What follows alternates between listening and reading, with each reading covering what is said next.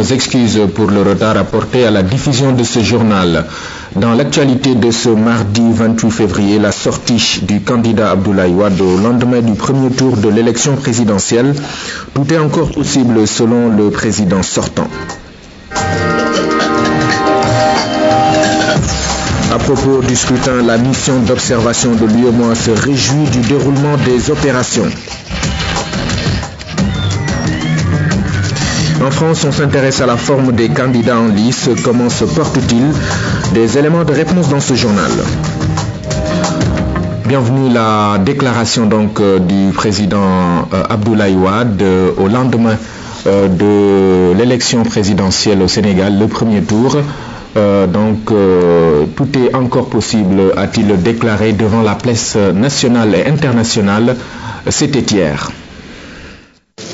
Mesdemoiselles, Mesdames, Messieurs les journalistes et les invités, j'ai décidé de faire une déclaration au stade actuel de l'évolution de l'examen du choix des Sénégalais.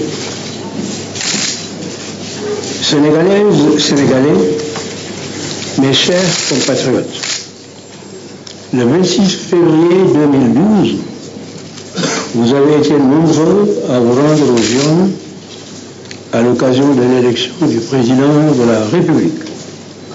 Dans le calme, la discipline, la dignité et la sérénité, chacun a accompli son devoir citoyen dans le respect de nos valeurs et traditions multiséculaires de paix, de tolérance, de fraternité et de convivialité. Le scrutin du 26 février confirme ainsi que notre pays reste solidement ancré dans le cercle restreint des démocraties modernes, majeures et apaisées. Ensemble, nous avons, par l'acte citoyen, traduit dans les urnes, apporté de la plus belle manière un démenti à tous les oiseaux de mauvais augure qui s'étaient empressés d'appeler au chevet d'un Sénégal qui serait agonisant. Notre pays est resté fidèle à sa réputation et nous avons tous aujourd'hui le droit d'être fiers d'avoir relevé avec bonheur tous les défis liés à l'élection.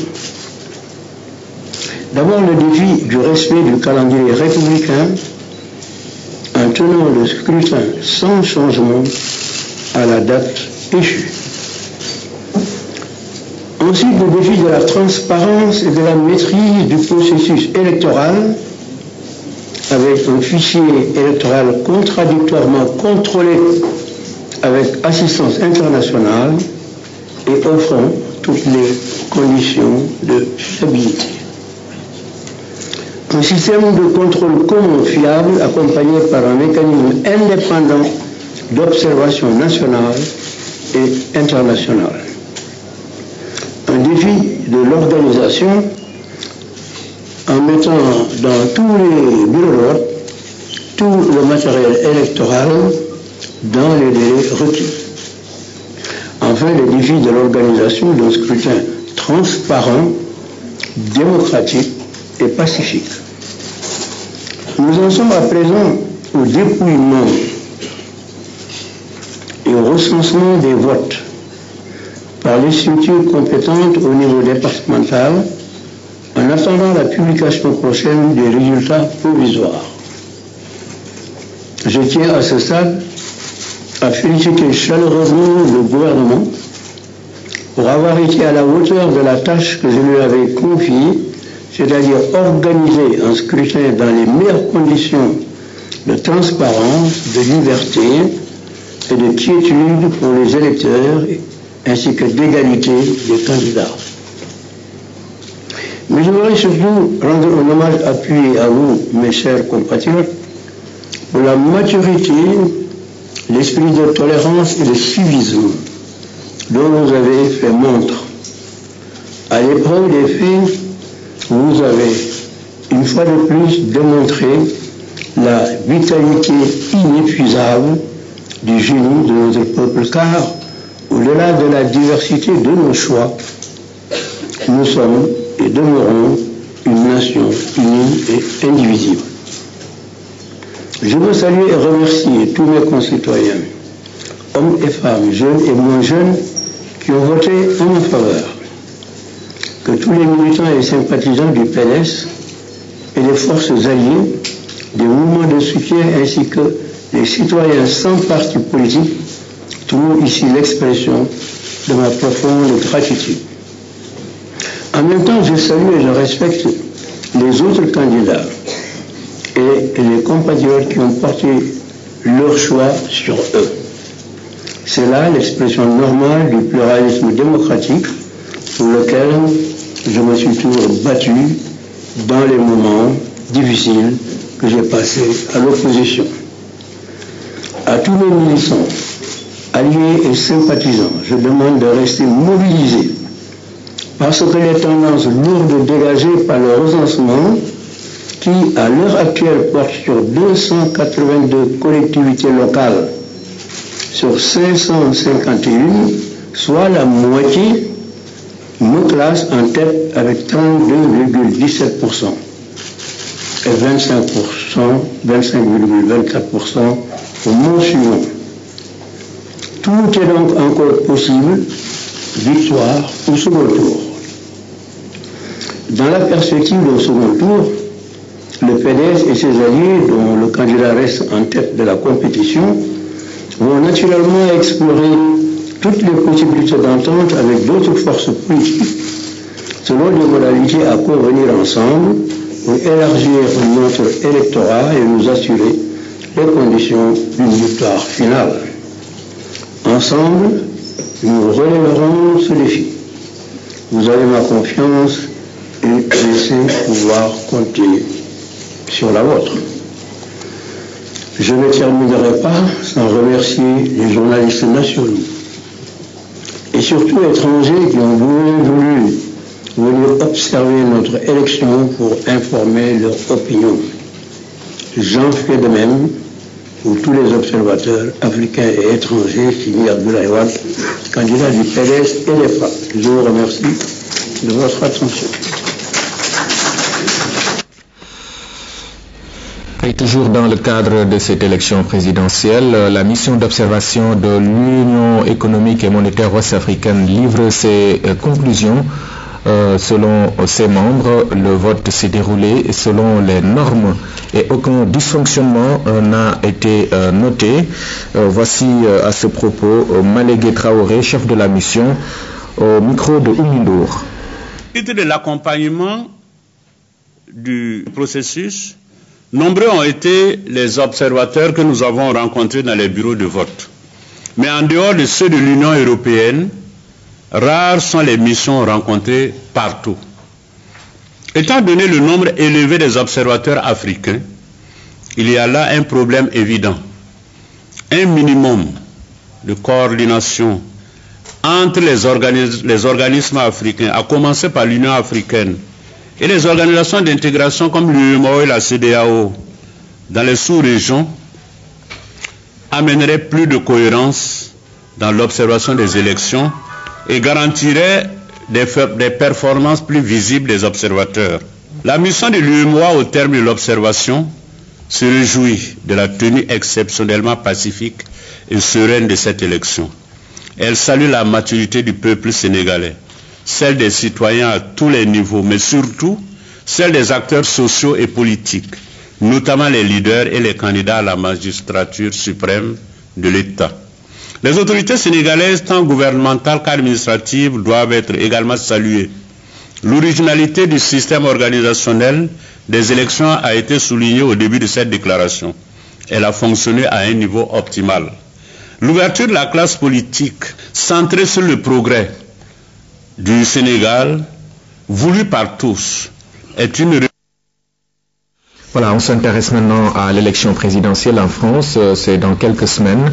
La santé des candidats intéresse particulièrement l'opinion. Comment justement ces candidats se portent-ils? Ils ont eux-mêmes répondu à des questions que leur a posées un quotidien de santé.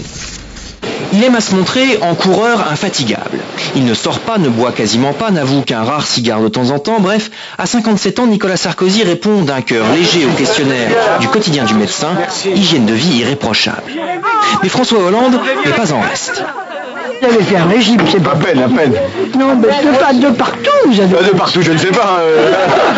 Son régime a fait beaucoup parler, 10 à 15 kilos en moins. Les joues sont moins rondes, au prix d'un gros effort sur sa gourmandise naturelle.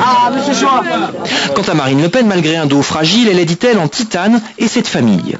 François Bayrou a, comme François Hollande, passé une visite médicale très complète pour garantir ses finances de campagne. Jean-Luc Mélenchon a un médecin qui, paraît-il, le félicite pour ses performances.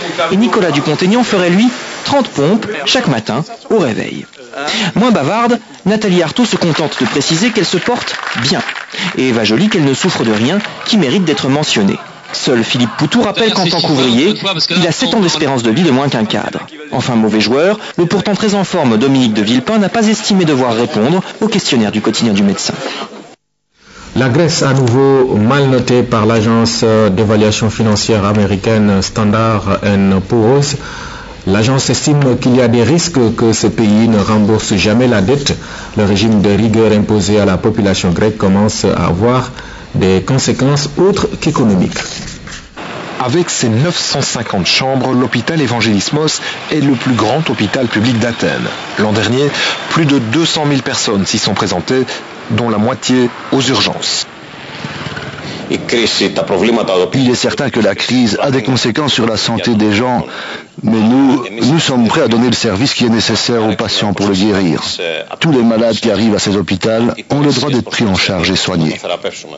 Dans ce grand hôpital public, le discours se veut donc clairement rassurant. Et pourtant, il existe des avis très différents. Un premier indice est la consommation de médicaments que l'on nous dit en hausse depuis 3 ans, particulièrement au niveau des antidépresseurs et de ce qui peut soigner les angoisses. Il est clair que la crise a une influence sur la psychologie des Grecs. On a par exemple constaté une augmentation des cas de dépression, mais également des suicides ou des tentatives de suicide, même si nous n'aurons les statistiques complètes que dans quelques mois. Beaucoup de médicaments ne sont pas remboursés par les assurances santé et les gens ont beaucoup de difficultés à les acheter. Les médicaments sont pourtant moins chers, mais en fait, la situation actuelle fait qu'ils sont de moins en moins remboursés. Dans l'un des quartiers les plus défavorisés de la capitale grecque, voici le centre principal de l'ONG Médecins du Monde. Depuis quelques années, le programme national de réduction de la pauvreté au Sénégal facilite l'installation de plateformes multifonctionnelles. C'est pour appuyer les femmes transformatrices de céréales, fruits et légumes. Ainsi, à Ndioum et à Bango, dans la région de Saint-Louis, et à Djorol, dans la région de Thiès, les unités qui y sont installées commencent à faire des résultats. Explication, Louis-Philippe Sagna. Située à l'entrée de Djorol, à 9 km de Thiès, la plateforme multifonctionnelle permet à 110 femmes de promouvoir la consommation locale. Ici, fruits, légumes et céréales sont transformés grâce à des équipements adéquats. Cette plateforme est une source de développement. Nous devons faire des efforts pour répondre aux attentes de nos partenaires. Produit de la qualité, c'est le credo de toutes ces femmes dont le train de vie a changé grâce aux revenus. Le programme de réduction de la pauvreté a élargi son champ d'action. Nous sommes à Bango, région de Saint-Louis. Dans cette unité de transformation de fruits et légumes, des efforts sont en train d'être faits. Nous avons des marchés à l'université de Saint-Louis. La commande est de 6 000 bouteilles de jus de fruits par mois. Mais il nous est difficile de satisfaire la demande. Grâce au programme de réduction de la pauvreté, nous améliorons la production. Mais avec le PRP. En 2002, le PNUD avait mis à la disposition des femmes pour la solidarité et le développement du Nord une enveloppe de 10 millions de francs CFA. Aujourd'hui, grâce au PRP, un appui de 2 millions de francs CFA est apporté pour le renforcement des équipements. Autre localité où le développement local bat son plein, Ndioum, département de Podor. Ici, un complexe minéral vitaminier vient de voir le jour. C'est pour essentiellement la fabrication d'aliments de bétail. Ce sont les éleveurs qui ont payé l'extension d'eau, de l'électricité, qui ont payé les frais de notaire et des petites dépenses. Donc il y a PRP aussi qui a financé pour 5 millions pour le fonds de roulement du projet. L'échelle de production qui sera vraiment faite ici et sera vraiment va leur permettre de couvrir en tout cas tous leurs engagements. Améliorer l'alimentation du cheptel dans la zone, c'est l'ambition majeure. Mieux, les pays voisins comme le Mali et la Mauritanie pourraient également être bien servis. Santé avec la fistule obstétricale, c'est une maladie pas très connue au Sénégal, mais qui fait beaucoup de ravages. La pathologie survient au lendemain d'un accouchement difficile. La femme ne sait plus contrôler ses urines. De nos jours, la fistule obstétricale se soigne et cela gratuitement. Face à un tel désastre, l'État a pris ses devants. Claire Diop. La fistule obstétricale est une pathologie des parties intimes de la femme. Elle survient généralement après un travail difficile de plusieurs jours, surtout si celui-ci est fait sans assistance médicale appropriée. Pendant l'accouchement, la pression de la tête de l'enfant sur les tissus du rectum ou de la vessie bouche les vaisseaux sanguins. Cela entraîne une ouverture anormale entre la vessie et le vagin. La conséquence est le non-contrôle des urines par la femme, dans certains cas aigus de matière fécale. Une femme qui perd les urines en permanence, imaginez-vous ce que ça fait, sur le plan de l'estime de soi, sur le plan social, sur le plan économique. C'est des femmes pour qui la vie s'arrête d'un seul coup. Et en général, le mari prend la poudre d'escampette, ce qui fait d'elle des femmes seules. Sur le plan économique, elle n'arrive plus à travailler dû à l'odeur pestilentielle. Elle se met en quarantaine systématiquement. Et voilà, ça crée sur le plan médical aussi d'autres complications à la longue qu'on va développer plus tard. La maladie est ignorée par bon nombre de Sénégalais. La prévalence de la fistule obstétricale dans le pays n'est pas connue. Aucune enquête exhaustive n'a été faite et pourtant, plus de 400 nouveaux cas sont enregistrés chaque année à travers tout le Sénégal, surtout dans les zones les plus reculées et les plus pauvres. C'est le cas des régions de Tambacounda, Kolda, Ziguinchor, Saint-Louis, Matam, Thiès, entre autres. Les facteurs favorisants sont les mariages précoces, les grossesses non désirées, l'absence de consultation prénatale, l'accouchement sans assistance médicale ni suivi de la patiente. Pas très connu mais qui fait d'énormes ravages. Pas très connu parce que c'est un sujet tabou. Pas très connu parce que les populations n'aident pas trop celles qui ont cette pathologie. D'autant plus que c'est des femmes souvent démunies, très pauvres, qui vivent dans des zones très très reculées. Mais ce qui est sûr, c'est qu'il y a plusieurs centaines de milliers de femmes qui sont en attente d'être traitées, qui sont dans des zones les plus reculées et il faut les faire sortir. Mais ce qui est sûr, c'est que chaque jour, d'autres fistules se forment, mais ça peut aller, comme on dit, de 14 ans à plus de 70 ans. Vu qu'il y a des femmes qui portent leurs fistules depuis 30 ans et qui n'ont jamais eu à bénéficier de traitement. Face à l'ampleur de ce phénomène depuis des années déjà, le Sénégal a commencé en 2004 une campagne de sensibilisation et de prise en charge des cas de fistules. Son engagement dans ce combat s'inscrit dans le cadre du Programme national de développement sanitaire et sa feuille de route multisectorielle pour l'accélération de la réduction de la mortalité et de la morbidité maternelle et néonatale. Pour lutter contre l'insécurité alimentaire, une variété de riz a été introduite au Sénégal. Il s'agit du Nérika, dont le cycle est très court. Sa production est appuyée par plusieurs ONG de la place à Vélingara, Wak Nguna et Toubacouta. Les paysans ont fini de se laisser convaincre. Voici Arandao. Ces paysans font partie des 81 producteurs qui ont bénéficié des semences de la FAO à Wakunguna. Il s'agit principalement du Nérika, une variété de riz jadis inconnue dans cette partie du Saloum. La trouvaille est du goût de ces pères de famille. En cette période de l'année, ils ont déjà fini de récolter. Seuls quelques-uns trouvés dans leurs champs en sont encore au battage.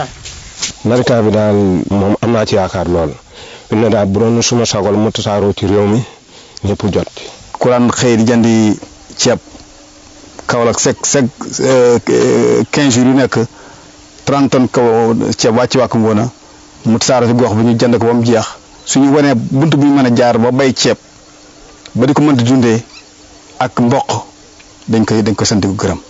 Le Nerica est présenté comme une variété qui s'adapte beaucoup plus au climat ouest-africain. Son cycle dure 70 jours seulement. La recherche a mis au point une variété adaptée à la sécheresse, donc qui résiste mieux à la sécheresse, donc qui est en mesure d'être cultivée sur le plateau. Pour se convaincre de la différence entre le riz de la vallée et le Nerica, cap sur Vélingara, à Anambé et Konkane plus exactement. Il faudra avaler des centaines de kilomètres avant d'arriver à destination, mais l'appréciation restera inchangée une fois sur place. La variété Nerica 6 est une variété productive qui fait environ 3 à 4 tonnes à l'hectare. Il y a d'autres même qui disent jusqu'à 6, ça va jusqu'à 6 tonnes à l'hectare. Et aussi c'est plus précoce, alors que la variété locale est moins productive. Ensuite c'est plus durable, donc c'est une variété tardive. Ce qui fait que jusqu'à présent les femmes sont là en train de récolter. L'AFA est venu à trouver une demande venant de nous et une demande venant des producteurs. Et ces demandes ont été donc concrétisées. C'est la lutte contre l'insécurité alimentaire qui motive la FAO dans sa démarche. Ailleurs, à Dassilame-Socé par exemple, c'est un autre projet qui fait les jours heureux des producteurs. Il s'agit du projet d'aménagement pour la riziculture et le maraîchage. Le PBF est financé par le gouvernement du Japon. Il est exécuté par le PAM en partenariat avec le PAPIL. On a démarré en 2010-2011. On a aménagé 105 hectares qu'on a mis à la disposition des bénéficiaires. Chaque bénéficiaire ménage a une superficie de 0,2 hectares. Ce qui fait à terme, au bout de ces 2 ans, 3150 bénéficiaires qu'on a touchés. ñuy liggéey mais li ñu liggéeyoon suñu rendement bi bariwul noonu ay benn tonne ci hectare wala mu manqué foofu la ñu fekk woon ci àll ba ñuy dem nag ñuy dem ba 3 tonnes quelque ba 5 tonnes pour l'hectare. Dans cette zone où le maïs et le mil étaient principalement cultivés, le PAM a réussi le pari de la diversification de la production alimentaire. Il a fallu développer des techniques pour gagner le combat. C'est à cet effet que des digues de régulation ont été réalisées ici à Dassilame-Socé. Le riz, alimentation de base au Sénégal, a un avenir prometteur dans les zones ciblées par le PAM et la FAO. C'est la fin de ce journal. Merci de l'avoir suivi. Dans quelques instants, Ramoboy arrive pour l'édition en Wolof. Bonne journée.